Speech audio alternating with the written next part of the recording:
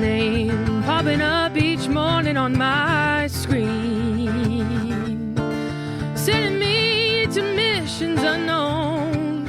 All I know is it's a situation green. No, nothing but yes, sir, yes, ma'am, indeed. I know I'm just a cog in this cursed machine. So we laugh as we stare in the abyss. Sorry, honey, I have to take this. I laugh as I stare into the abyss. Sorry, honey, I have to take this.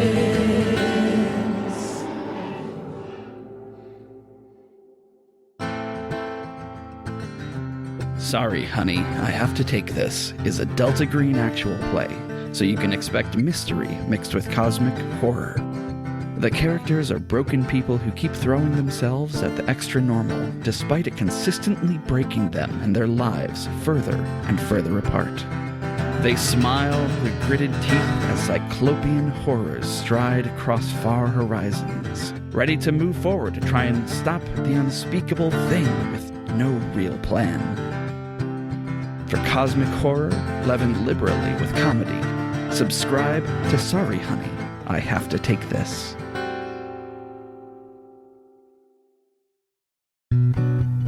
We rejoin our foxglove fashionistas as they forge ahead to find the fleeting fluorescence that's been fleeing from their new friend.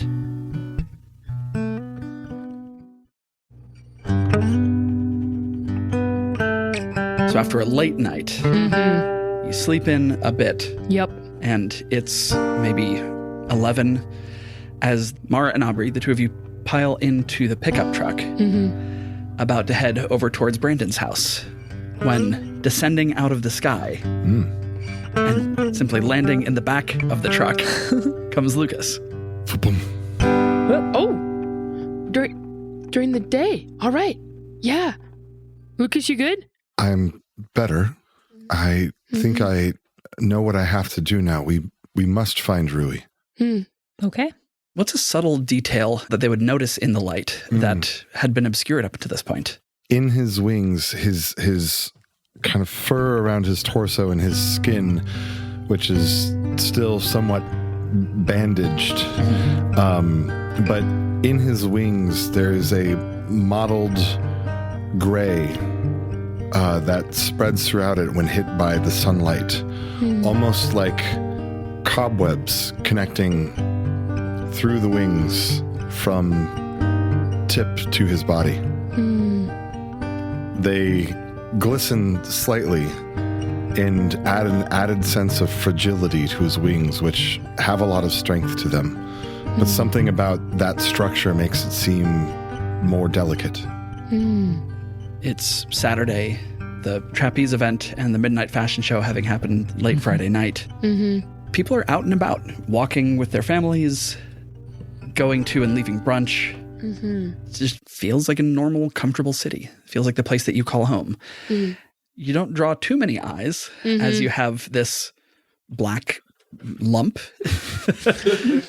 in the bed of your pickup as you drive around. You described before the sort of Vanta black fur capturing most of the light, if you don't look too closely, especially.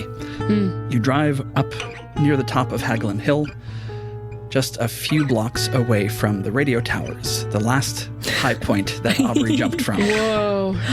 That wasn't on purpose. I slipped through a grate because I was goo. That's true. That's true. Blobbery did that. Yeah, that was blobbery. What happens with blobbery stays when blobbery. It's not fun being goo. I was goo a couple times, but I was cradled softly when I was in that form, so I had no risk of falling. Well, being goo makes the falling less painful from my experience, and also I've found, not consistently, but not being able to move forces you to reflect. So I actually sort of was able to meditate for the first time in a long time because I didn't have anything else to do. I'm glad that there's this small window in the back of this truck so I can speak to you while riding in the bed. Yeah. It's pretty convenient. Yeah, it slides. You park near a 4-story apartment building. These older brick buildings with intricate architectural details that it seems like nobody's spending the time to build in these days. You go into the lobby and buzz a buzzer. The name Travis. B&R Travis. Hi, Brandon. This is Mara and Aubrey from Snapdragon Investigations. Oh yeah, come on up. Yeah. Is Lucas coming with us? Yeah, do you want to come up, Lucas? Yes, I would like to. Okay. Ooh. Well, we can... I can stay in the truck if you'd like, but Well, I'm just wondering how Brandon might react, and we could do the Halloween spooky season story as well, but he's already under a lot of stress, so I'm just clocking that. I might be able to influence him if he's not cooperative. Well, I could do that as well, but I don't know if that would be the best approach. Do you think you could just sort of pull focus, like have him give you a tour and we'll kind of look somewhere else? So he would miss the 7-foot... I'll stay in the truck. It's fine. Whatever you want to do. Well, if you want to... I don't want you to not be there because I think this is important for your growth as well, but I'm just worried that we might not get all the information if he is a bit scared. Just shout down to me if you need me. There's balconies I can see. Just lean out and Okay. I'll come up. Okay. Sure. Mara and Aubrey head up to this 3rd floor apartment. Brandon is there. He lets you in. Mm-hmm. It's a pretty nice space. You know, the outer wall is brick. The warm wooden glow of the floor adding a nice light to the space as the diffuse light of the overcast sky comes in through the large windows. He shows you around. He shows you their bedroom, a few of her things that are there. Shows you a hairbrush, a photo of the two of them together, not one of the ones that he brought with him before. This one seemingly much more recent. Her hair longer and tied back in a braid. And he hesitates, clearly not sure if he should do something or not. But you see hesitation enter his face. Thank you. Actually, I was meaning to ask you something, Brandon.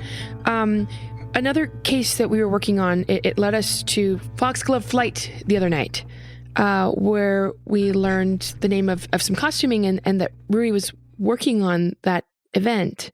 Is that something you're aware of? I just realized it hadn't come up when we first were talking. She hasn't made any fabric in a while. Oh, interesting. Oh, is that something that she does? Something she did. Okay. She's a textile designer? And you see him sort of work through the hesitation that he'd been feeling, and he leads you over to the 2nd bedroom and opens it up. There is a loom sitting inside there, a few feet of magnificent cloth coming off the back, the finished piece matching the brocade silk that Aubrey just wore. You can see that set off to the side a little bit, and there's a much rougher piece that's in progress.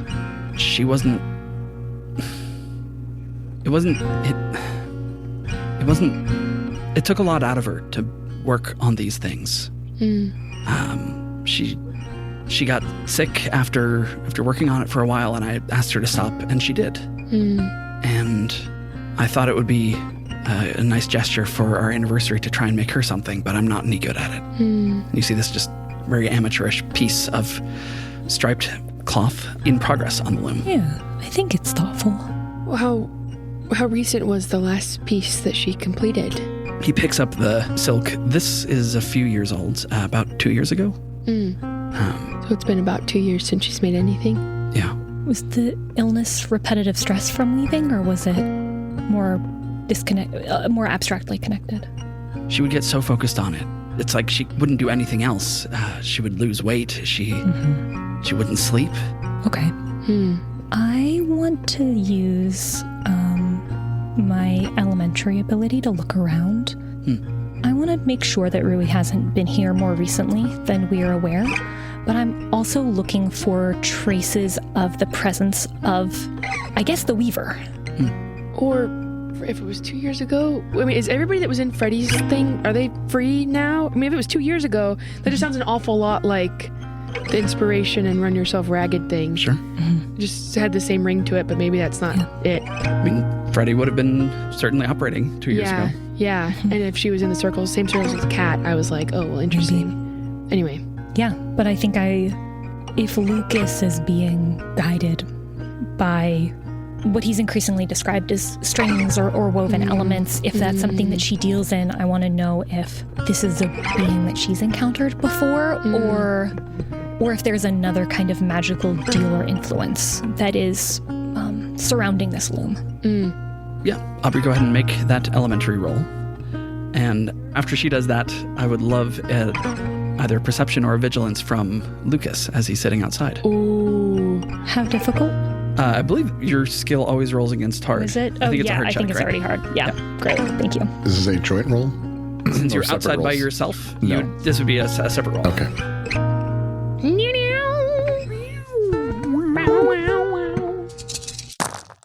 Oh, baby. A threat, 3 successes, and a triumph. A triumph on the elementary? Have we ever had that before? What does that mean? Some certainty, I think. Let's get a perception or vigilance from Lucas as well. Ooh. 1 yellow and 4 green. Yeah, and this is also going to be hard, so 3 purple. Lucas is standing in the back of the truck, leaning against the cab. He had walked across the street and is sipping a Jamaica agua fresca because there was a taco truck there. Nice. He Good told them it taste. was spooky season, and they liked that idea. I'm also imagining there's like one small Japanese maple sapling that's sort of strapped in the back that doesn't conceal Lucas At all. but is something that is also a presence for him to quote unquote hide behind. I feel confident that I'm blending in. Hear the slurp sounds. Lots of blank ones, That's but usually good. 1 success and 1 advantage. Huge. Yeah. Huge. So, all right. Inside. This is my 3rd triumph. Sorry. I guess this is what I should be spending story points to make things harder for you.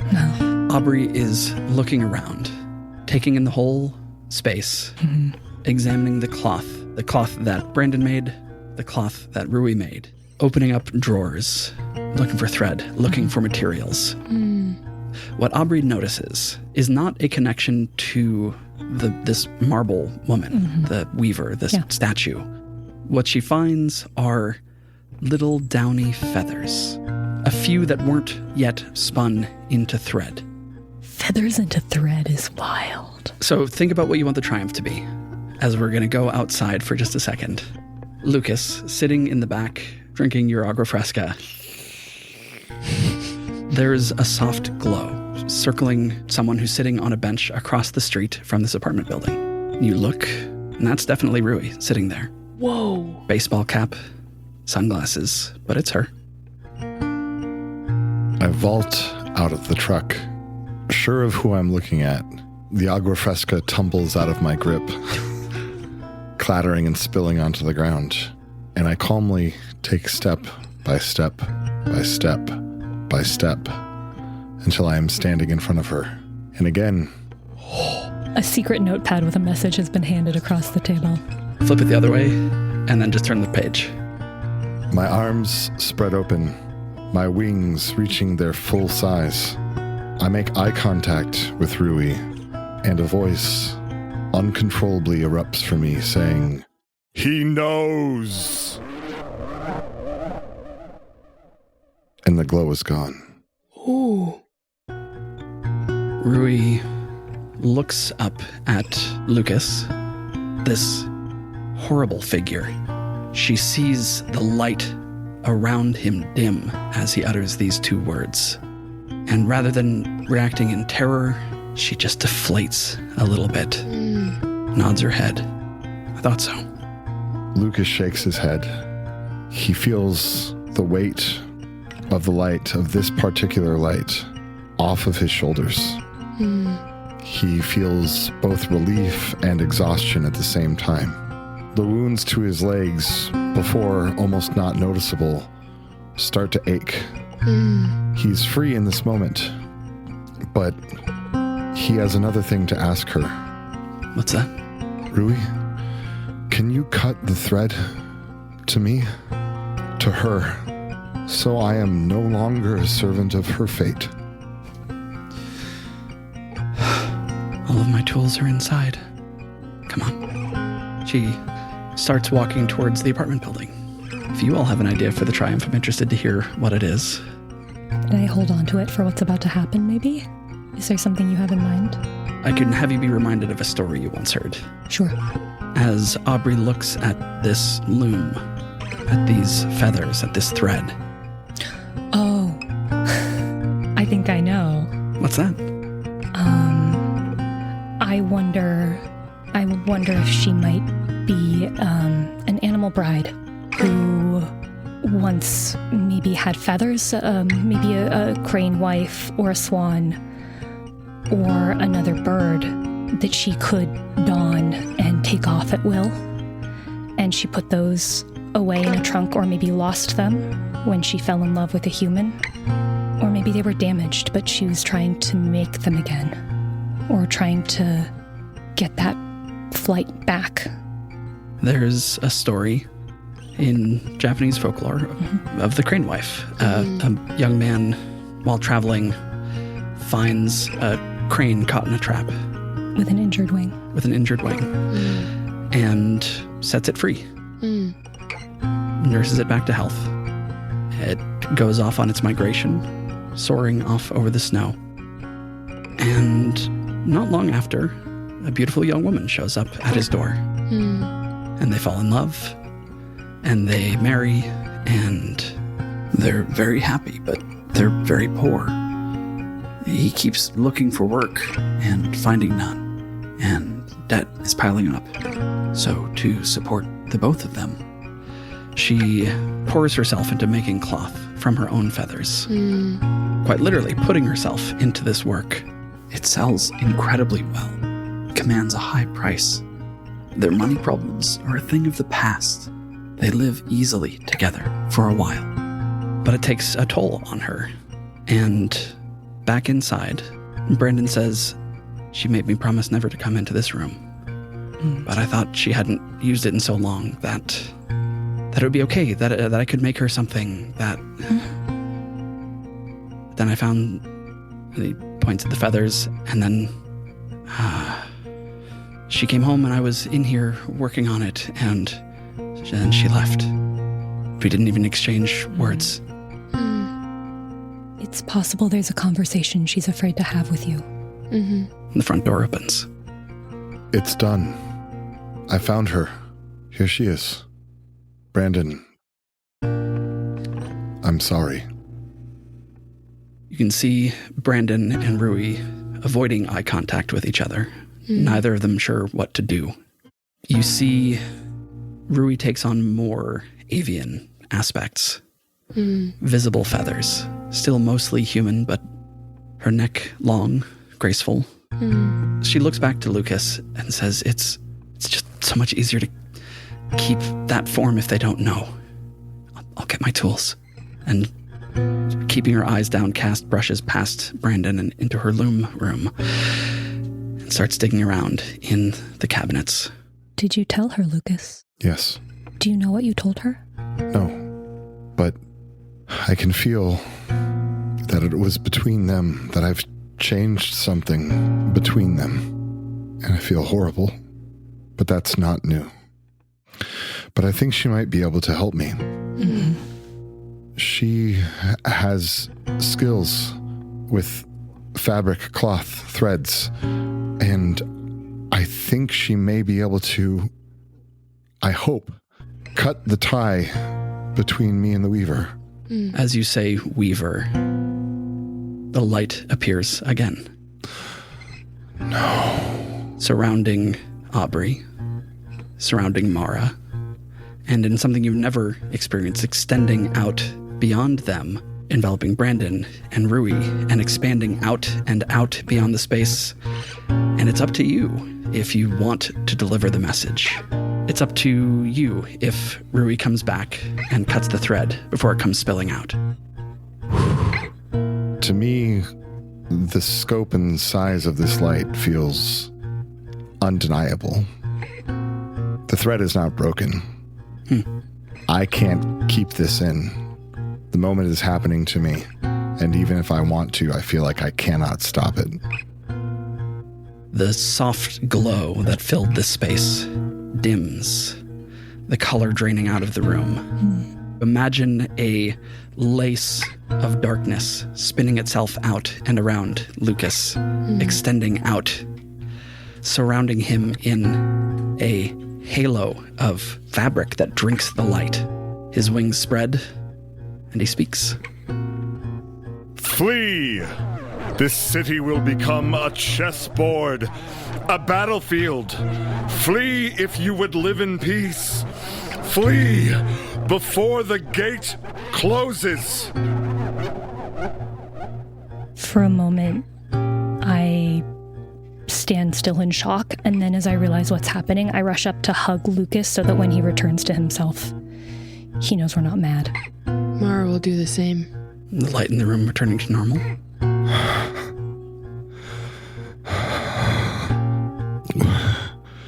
What did I say? You gave us a pretty helpful heads up, I think. That felt like so much more than it has ever felt before. Something horrible is going to happen. I can feel it. That's okay. Something horrible's happened before. I can't do this again. Please, cut it. Mara will look to Rui. Who rushes over, drawing out a pair of sewing scissors, themselves styled to look like a crane. Makes a few snips behind Lucas's back, and you feel something sever. You okay?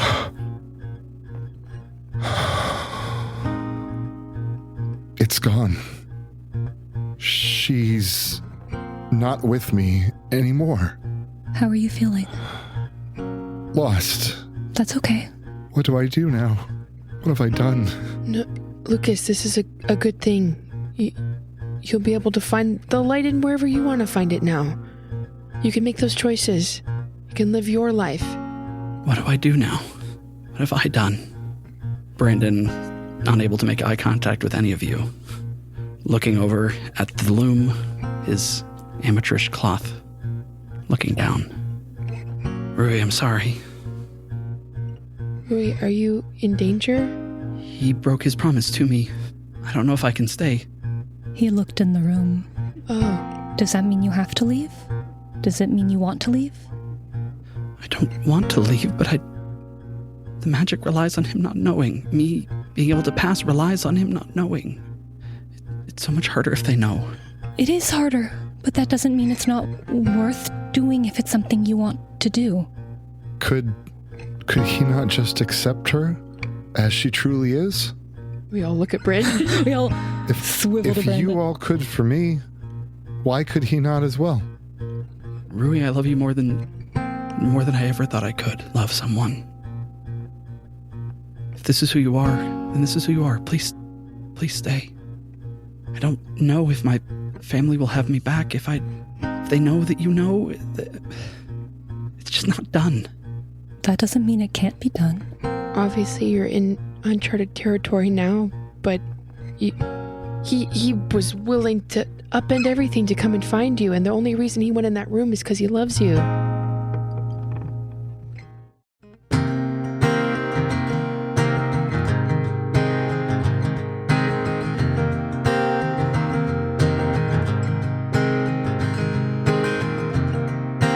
There's a compulsion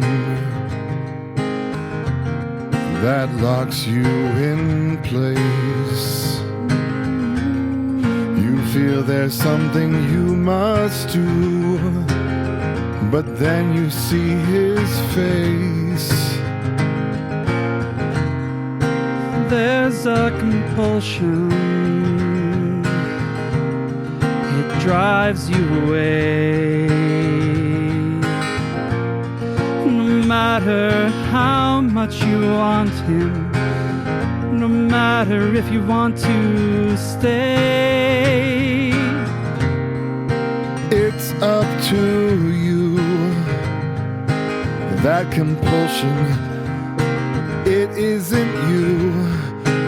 You can make a choice. You can make a change. You can make sure that things are rearranged. Uncharted waters, unconstellated skies. There's power in both wearing and discarding a disguise. There's power in the weft of the weave. There's power when it dies. There's power in the cutting, so cut ties.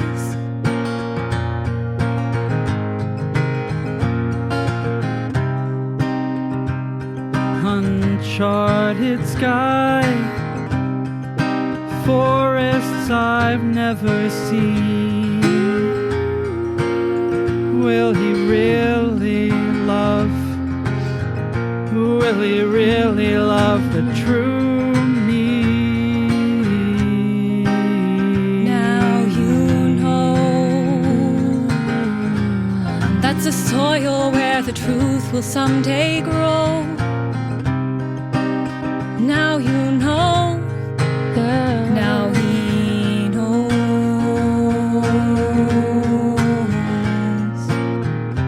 You might not know how it ends, but now you know you can't go back to the way things were again. Even if the path backwards no longer welcomes you with a beckoning arm, the love you share will keep you from harm.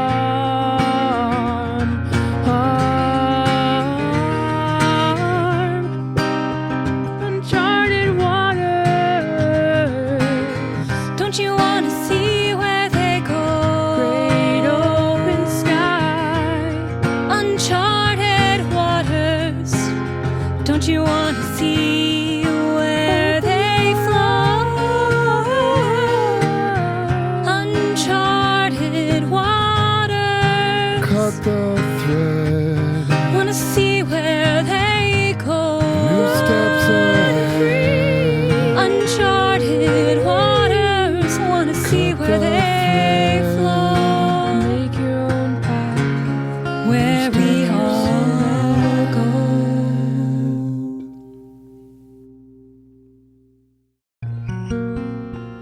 I don't mean to be rude, but would you please give us some time? I'll come and find you at your office and well, Yep, sounds good. She's gonna usher all of them out, I think. Rui, I just wanted to say, I know we haven't met before, but I fell out of the sky a few hours ago wearing what I think might be your wings. Do you want them back? my feathers are already growing back in now. I was proud of the cloth, all the cloth that I made. So thank you, but keep it if you'll use it. Okay. The three of you head back out from this apartment to the landscaping truck, to the pavilion. Might as well. Lucas, how are you feeling? I have to know for sure. Aubrey, would you hand me a pair of your shears? Oh, sure. He takes them and makes a small cut on his arm. And the blood is red. No longer the black with gold rivulets that it was before. Just enough to know. He hands the shears back to Aubrey. Ooh, Mara puts a little Halloween Band-Aid on his arm with like bats and jack-o'-lanterns on them. Chili does sound nice right now. Comfort food, yes? Exactly. Endless beam of light of heaven at the bottom of a chili bowl. But after that, I think I need to go away for a while. Enter a new cocoon and emerge as a new self. I have a lot of things that I need to figure out now. Yeah. So many choices I can make. Yeah. But I cannot express how grateful I am to the two of you. I don't know that I would have been able to do all of this without you, but I am also so afraid I don't know what's coming next for you, but I still don't know if I was just a warning or if somehow it's happening because of me. And so if it is in any shape or form, I'm so sorry. What you might not have had the luxury to do before is stick around with the people you gave a message to. What you said already feels like threads that were put in place long before we met you. And honestly, being able to help you feels wonderful. Mm-hmm. We've been doing a lot of stuff wrong, it feels like, or maybe that's just me, but No, you not know just where you. to find us, you know, and when it gets scary and you feel like you don't know where that path is, where that light is, that's where good friends come in, Yeah. right? We'll try to let you know how we are.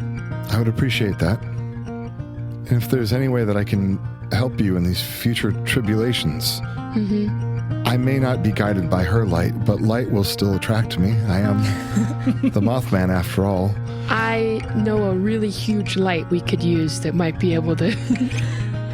Perhaps you could fashion some sort of overlay in the shape of a moth to put on top. Yeah, absolutely we can. And I'll fly by from time to time, and if I see it, I will do what I can to help. I owe you that. Sounds good. Do you want the chili to go, or do you want one more last cup here? No, let's enjoy it here. Can we do a reprise of eating chili with the Mothman? Oh, cute. It just feels like a fun energy. Cute.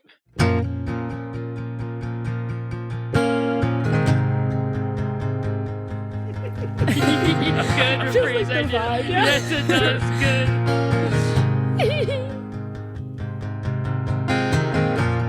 It feels nice. An extra dash of spice instead of doom. With my dish. Beans and rice. Ground beef, it's so nice. I would even venture to say it's delish. Eating chili with the Mothman. Chili with the Mothman. Chili with the Mothman. Chili with the Mothman. We're sitting with the Mothman. Sitting with the Mothman. What's his deal? He's gonna find out. We're sitting with the Mothman. Sitting with the Mothman. Eating chili with the Mothman. Eating that chili. We're sitting with the Mothman. I'm free for real. Free for real. Mothman. At the bottom of the bowl of chili, there's not just the bottom of the bowl, but the warmth you feel with new, deeper friends in your soul. The pang of the onion, the comfort of the cheese, knowing your friends will help guide your path with newfound ease. When you're sitting with the Mothman, Eating chili with the Mothman. Sitting with the Mothman. what's his deal? Sitting with the Mothman.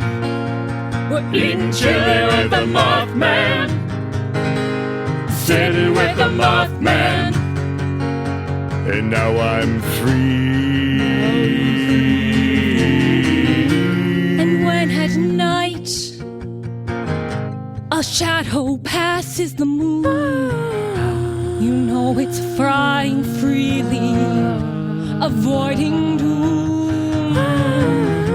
And when you catch that silhouette flying on the wing, be met and mirrored by a lighthouse's moth signal. When you're sitting with the Mothman, Eating chili with the Mothman. Sitting with the Mothman. what's his deal? Sitting with the Mothman. Eating chili with the Mothman. We're sitting with the Mothman. And now I'm free.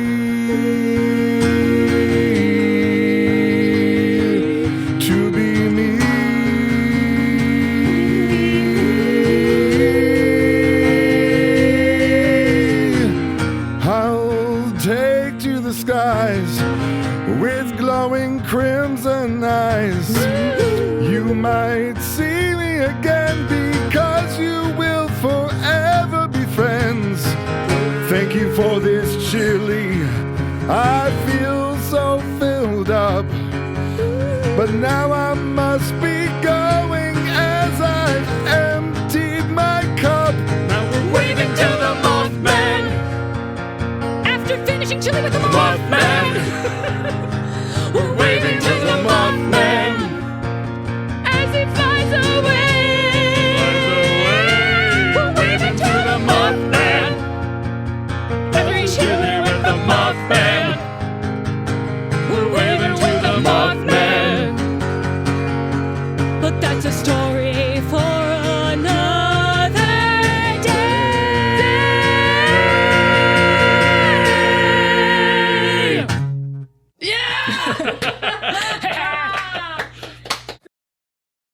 One little tag. Lucas flies off into the afternoon sky. The two of you head upstairs, or just cleaning things up around the office for a moment, and there's a tick, tick, tick, tick, tick at the door. Ooh. Beef tap? Let me open it. And standing on your stoop is a slightly blue, incredibly long-necked heron Oh. who procures a business card, offers it to you with a flourish, and says, "The two of you are summoned hence to meet with my client. He wishes to speak to you before you get out of shape bent. If you would meet with him under the blue sky, head there hence and meet with him. You need not yet ask why." Mara's head turns to Aubrey, mouth agape. I mean, we have to ask why. You understand? We have to ask He why. flaps his wings once. Why? His head staying in place for a beat longer than it should because his neck is so long. It sort of stays in place and is the last thing to whip up and out. And you are looking down at a business card that says Heron Feathers, Esquire. And on the back of it, it says, representing the bishop. The bishop, that's what it's in the understanding. Yeah. The dossier, we have the bishop. That's, Yeah. that's the scorpion thing, He's right? that we contracted a named? lawyer. Oh, did we just get lawyered? Thanks for joining us for this RPG Major Mystery. And a special thanks to our guest, Nathan Cox. You can find him performing as an improviser in Seattle with Jet City Improv, DJing for Boom Bap, an improvised hip-hop show at CSC Seattle, as part of Sound and Fury, an improvised Shakespeareans that Lauren and Camilla are also part of, also at CSC and in parks around Seattle this summer. You can find him teaching a workshop on freestyle rap at the Jet City Improv Festival on July 13th, 2026. And hey, you can book him as a DJ for your wedding or an event near Seattle. Follow him on Instagram at CoxShots, that's CoxShotz, and book him for your event. Mara Vertere is played by Lauren Drake. Follow her on all socials at La Drake, and find a fun collab between Lauren and our occasional accompanist Alex on Spotify. Search for Butter Noodles. Aubrey Stump is Camilla Franklin. Camilla also does all the art and visual design for RPG Major. You'll find her in Sound and Fury as well. And on Instagram at Camillastrator. The music for this arc was created live in the room by Noah Samuels. You can find a definitely pre-recorded and not at all improvised collab between Noah and Jeffrey Kranz, who plays Inspector Greystone, on Spotify. Search for Letters to Clara. You can also find Noah on Instagram at Samuels_Noah. I'm Helix. You can come talk with me and the cast of our show on Discord, or on Instagram or Blue Sky at RPG Major. And hey, if you dig what we do and want to support us doing more of it, the 3 best ways to do that are review us on Spotify or Apple Podcasts, kick us a few bucks over on Patreon at patreon.com/RPGmajor, or on the Patreon Android app, but skip the iOS app If you use that, Apple takes 30% of what you're trying to give to artists. And I think that's kind of gross, so just use the website if you're an iPhone user. The third way is recommend us to your friends. All three of these genuinely help us out, so please pick one or all three and do them right now while you're thinking about it. If you're thinking about becoming a patron, stick around. I'm going to play a chunk of our talkback that we usually release only to patrons. And then, as always, there'll be some bits that were left on the cutting room floor. Okay, we'll see you next time.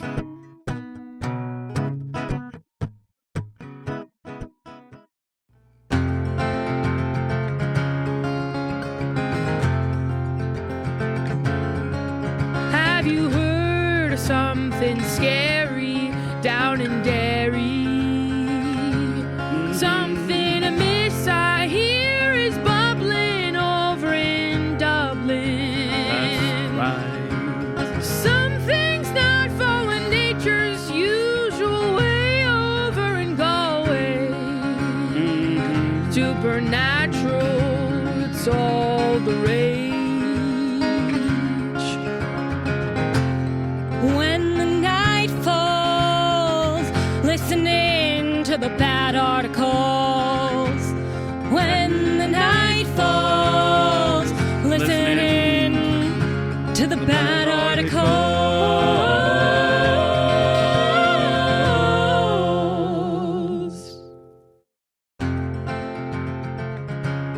The Bad Articles is a comedy actual play / audio drama following the chaotic and absurd investigations of the official supernatural neutralization agency as they attempt to stop otherworldly threats across 1990s Ireland. Each article is a standalone investigation spanning 3 to 5 episodes. It's an irreverent love letter to Irish folklore, and it's chock full of 90s nostalgia. So choose a mystery and listen to The Bad Articles. Thank you. Major. We just finished recording Lost Light. Woohoo! Or the Mothman, in case I end up naming it something else. Nathan, unfortunately, had to dip immediately. I'll probably cut in a couple things that he said before he left Nice. in here as well. But He had to make call for a show he's in. Yup. yeah, Busy guy. busy A guy, pleasure in to demand. have him. Absolutely. Editing Bay Helix here. Here's the stuff with Nathan that said I was going to slot in. Thanks for. I could tell that you expedited things a little by being like, she's in the bench across the street. Well, I mean, I did think she was kind of basically just hanging out and watching She and was like just not watching, sure yeah. if she should be there. Yeah. The sort of the vibe I was aiming for. Yeah. Wanting to, but not sure if she should be. Was it? It felt to me like you were aiming for me to be able to use her to sever those ties. Was that your intent? No. Okay. I liked it. Cool. I thought it was really cool. Yeah. I wasn't expecting it, and then as soon as he said it, I was like, totally tracks. Exactly. It's great. Yeah. That's why we improvise in groups. Absolutely. It's like everybody's good ideas. Yeah. Yeah.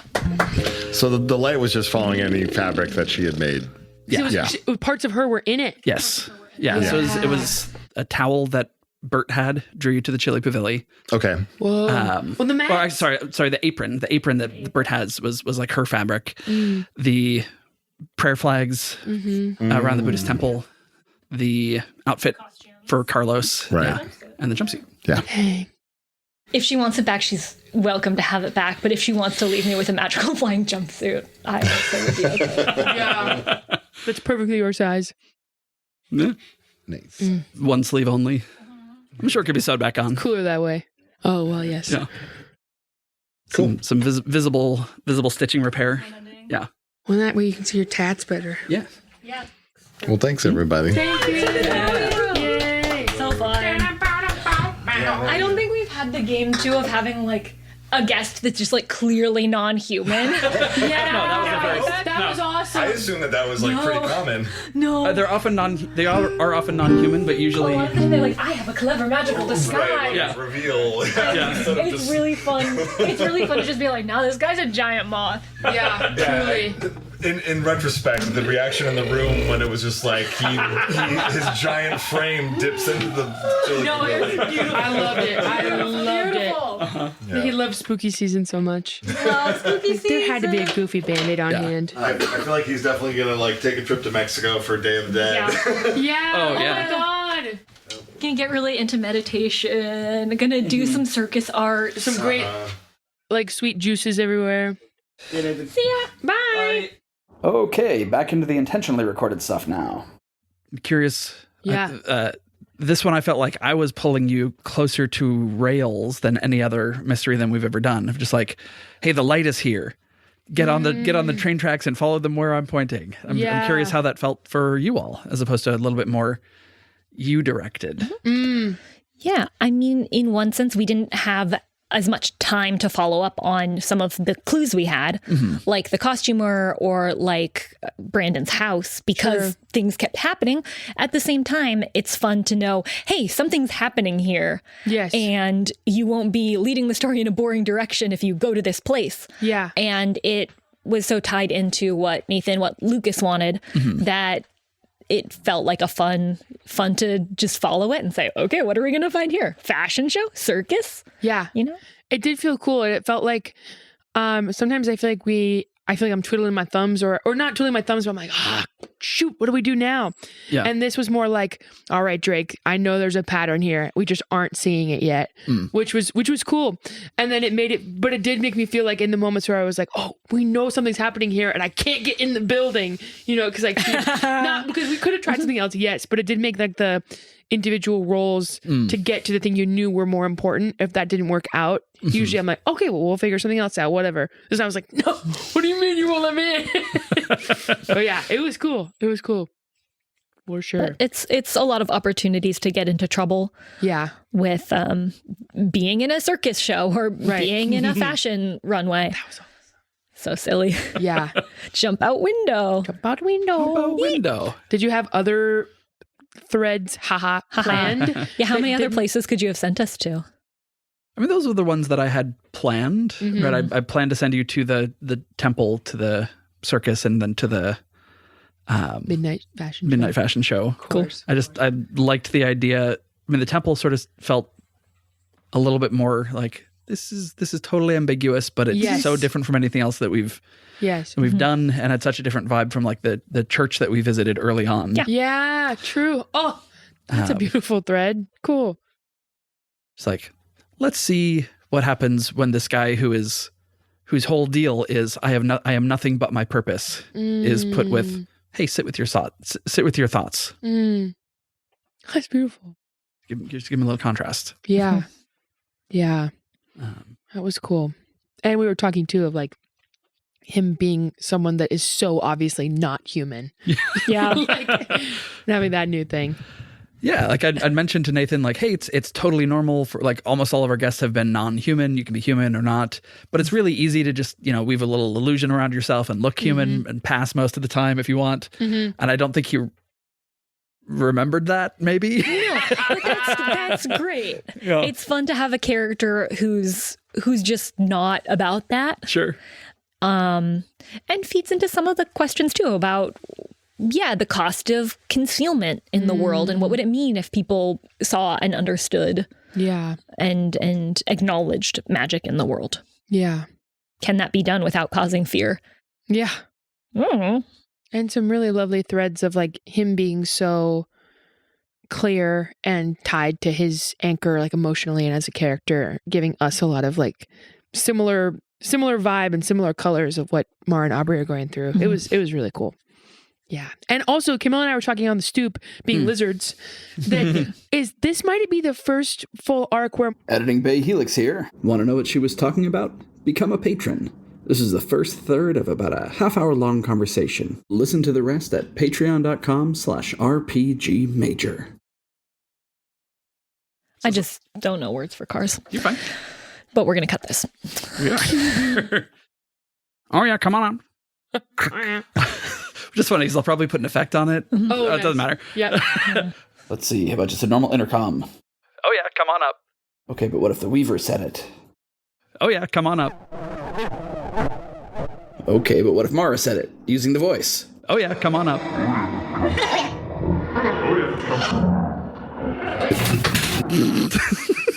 So true, Locke. He grab his toy. Yeah, he's just carrying it around. He's dragging it. Slay, buddy. A little Uncharted Territory song. Oh, yeah, good. I'm also just thinking out loud about how this connects back to the idea of what Lucas does, of telling people things that make in a way that makes things harder, but also creates opportunity. Yeah. You can't unknow. It's very thematically tied to Helix. Yeah, this is beautiful. When she says it's not done, is that something we don't know, or do you just because she just said the thing about the family, but also said it's not done. Oh, so like societally, this is not what proper doing is. So it's Sorry if that was clear. It's not completed, but it's not something that's That's not how this is done. In Crane Wife story, because there's Animal Bride stories all around the world, and in all of them, it's like there's something that you can't do, and once it's done, she leaves forever. Got it. Yeah, right. Whether she wants to or not. Yeah. Whether it's looking in the box or stealing something, or generally it's looking at something. Sure. Cool. Whoa. But like breaking a promise being an important part of it. Yeah. Wow, cool. I've not heard that. That's really cool. Deeper friendship with the Mothman. Yes. Someone's gonna listen out and be like, "You don't put rice in chili? What the?" That's a gumbo. They can't tell us how to eat chili. That's right. It's a Moth classic. Moth classic. Yeah. Sick.